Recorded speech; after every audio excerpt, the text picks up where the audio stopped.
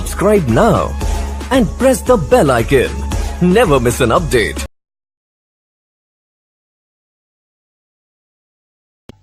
مرقس کی انجیل باب 11۔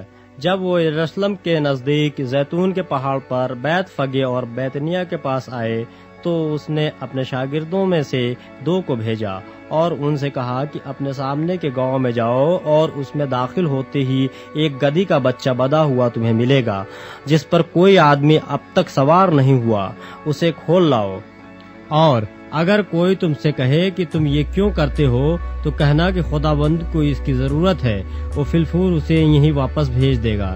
پس وہ گئے اور بچے کو دروازے کے نزدیک باہر چوک میں بندھا ہوا پایا اور اسے کھولنے لگے۔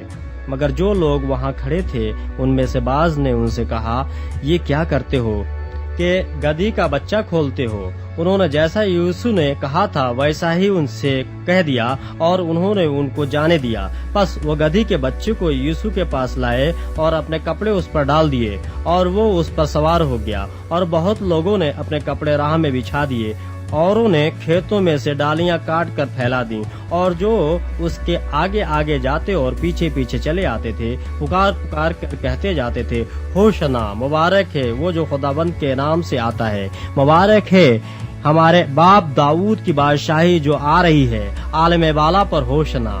اور وہ یروشلم میں داخل ہو کر ہیکل میں آیا اور چاروں طرف سب چیزیں ملاحظہ کر کے ان 12 کے ساتھ بیتنیہ کو گیا، کیونکہ شام ہو گئی تھی۔ دوسرے دن جب وہ بیتنیہ سے نکلے تو اسے بھوک لگی، اور وہ دور سے انجیر کا ایک درخت جس میں پتے تھے دیکھ کر گیا کہ شاید اس میں کچھ پائے، مگر جب اس کے پاس پہنچا تو پتوں کے سوا کچھ نہ پایا، کیونکہ انجیر کا موسم نہ تھا۔ اس نے ان سے کہا، آئندہ کوئی تجھ سے کبھی پھل نہ کھائے، اور اس کے شاگردوں نے سنا۔ پھر وہ یروشلم میں آئے اور یوسف ہیکل میں داخل ہو کر ان کو جو ہیکل میں خرید و فروخت کر رہے تھے باہر نکالنے لگا، اور صرافوں کے تختوں اور کبوتر فروشوں کی چوکیوں کو الٹ دیا، اور اس نے کسی کو ہیکل میں سے ہو کر کوئی برتن لے جانے نہ دیا، اور اپنی تعلیم میں ان سے کہا، کیا یہ نہیں لکھا ہے کہ میرا گھر سب قوموں کے لیے دعا کا گھر کہلائے گا، مگر تم نے اسے ڈاکوؤں کی کھو بنا دیا ہے۔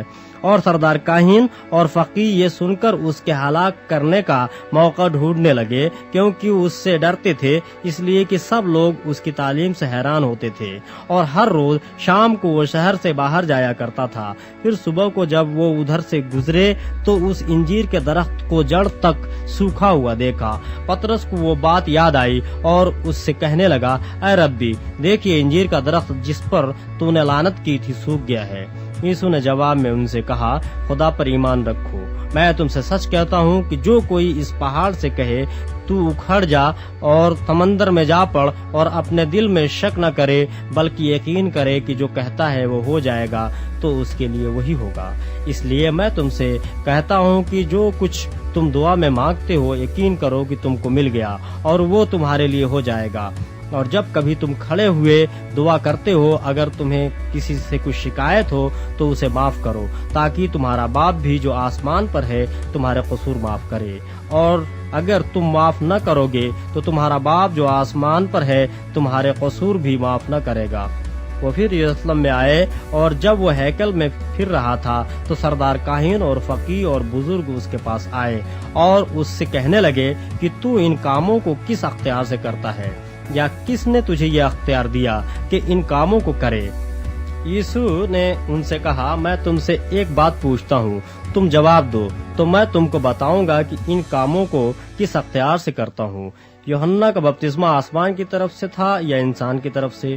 مجھے جواب دو۔ وہ آپس میں صلاح کرنے لگے کہ اگر ہم کہیں آسمان کی طرف سے تو وہ کہے گا، پھر تم نے کیوں اس کا یقین نہ کیا؟